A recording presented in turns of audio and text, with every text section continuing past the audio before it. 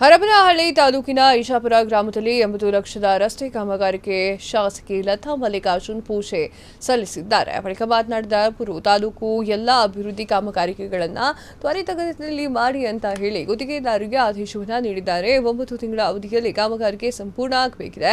ಕಾರ್ಯಕರ್ತರು ಗೊಂದಲಕ್ಕೆ ಬಿದ್ದು ನನ್ನ ಬಳಿ ಬರಬೇಡಿ, ಕಾಮಗಾರಿಗೆ ನಿಲ್ಲಿಸದಂತೆ ಸರಳವಾಗಿ ಕೆಲಸವನ್ನ ಮಾಡಿ ಅಂತ ಕಾರ್ಯಕರ್ತರಿಗೆ ಹೇಳಿದ್ದಾರೆ.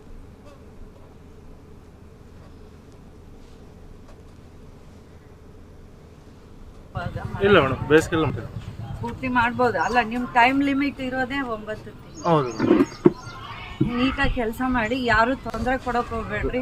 ನಮ್ಮ ಕಾರ್ಯಕರ್ತರಿಗೆ ಎಲ್ಲರಿಗೂ ಒಂದೇ ಮಾತು, ಅವ್ರಿಗೆ ಯಾಕೆ ಕೊಟ್ಟಿರಿ, ಇವ್ರಿಗೆ ಯಾಕೆ ಕೊಟ್ಟಿರಿ, ನಮಗೆ ಇದು ಅದು ಎಲ್ಲ ಬಿಟ್ಟು ಹಾಕಿ ಕೆಲಸ ಅವರಿಂದ ಏನು ನೀಟಾಗಿ ತಕ್ಕೋಬೇಕು ಅದನ್ನು ತಕ್ಕೊಳ್ಳಿ.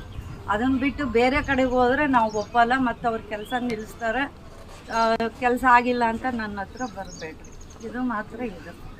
ಇನ್ನು ಕರೆಂಟಿಂದ ಅಲ್ಲಿ ಯಾರೋ ಒಬ್ಬರು ಧ್ವನಿ ಎತ್ತಿದ್ರು. ಈ ಕರೆಂಟಿನ ವಿಷಯ ಆಯ್ತು, ಅರಿಗಚ್ಚಾಗಿದ್ದೀರ, ತಣ್ಣಗೆ ಇದೆ ದೇವಸ್ಥಾನ, ಹೋಗಿ ಮಲ್ಕೊಳ್ಳಿ. ಸ್ಟೇಷನ್ಗೆ ಇದುವರೆಗೂ ಯಾರು